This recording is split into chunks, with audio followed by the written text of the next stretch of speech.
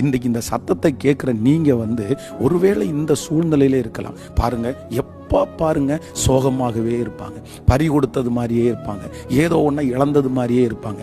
கேட்டால் அவங்க அடிக்கடி அந்த பிச் இந்த மாதிரி சொல்லிட்டே இருப்பாங்க. என்னடா இது உண்மையிலேயே ஆண்டவருடைய பிள்ளைகளே, ஆண்டவர் உங்களுக்கு கொடுத்ததல்ல, இது சத்துருடைய ஒரு மிக பெரிய தந்திரம். அதனால இன்னைக்கு ஒரு ஞானத்திற்காக நீங்க ஜெபம் பண்ணுங்க. நான் எப்பவும் சந்தோஷமா இருப்பேன், நான் இனி சோகமா இருக்க மாட்டேன். உங்க சந்தோஷத்தை மனிதர்கள் கூட கெடுக்கலாம். பாருங்க, சில நேரத்தில் சிலர் அப்படியே நம்ம நல்ல சந்தோஷமா இருப்போம், மூட் ஆஃப் பண்ணுவாங்க, நம்முடைய சந்தோஷத்தை எடுத்து போடுவாங்க. இதுக்குன்னே நிறைய பேர் இருப்பாங்க. அவங்களுக்கு நம்ம மகிழ்ச்சியா இருக்கிறது பிடிக்காது, சந்தோஷமா இருக்கிறது அவங்க விரும்பவே மாட்டாங்க. எப்பவும் சோகமா இருக்கிறது தான் அவங்க விரும்புவாங்க. அப்போ அப்படிப்பட்ட மனிதர்களுக்கு முன்பாக நீங்க சோகமாகவே இருந்துட்டீங்கன்னா நிச்சயமா உங்க வாழ்க்கை வெற்றியா இருக்காது. அதனால அதுக்காக அவங்க முன்னாடி அப்படியே பயங்கரமா சிரிச்சுட்டு அவங்கள வெறுப்பேத்திட்டு அப்படி வெளித்தோற்றமா நடிக்கணும்னு நான் சொல்லல.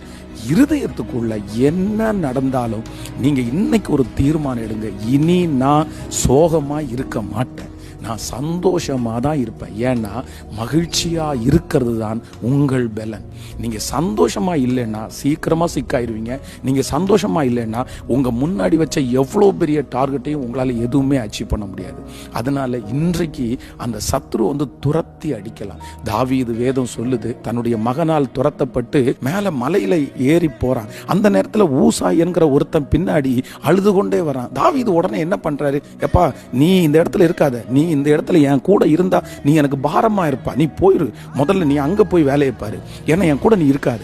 அப்போ தாவீது ரொம்ப அழுகிறவர்களையும் சோகமா இருக்கிறவங்களையும் தான் கூட வச்சிருக்கிறதுக்கு அவர் விருப்பமே படல.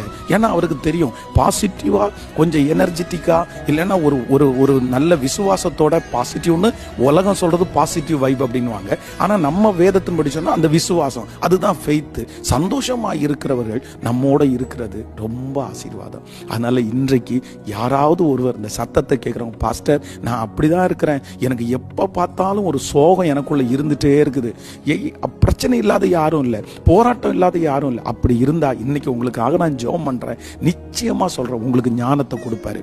இல்லை, இன்னைக்கு ஒரு தீர்மானம் எடுங்க, இனி என்ன நடந்தாலும் நான் சந்தோஷமா தான் இருப்பேன். எனக்குள்ள நான் சந்தோஷமா தான் இருப்பேன். அந்த முடிவை எடுக்கலாமா?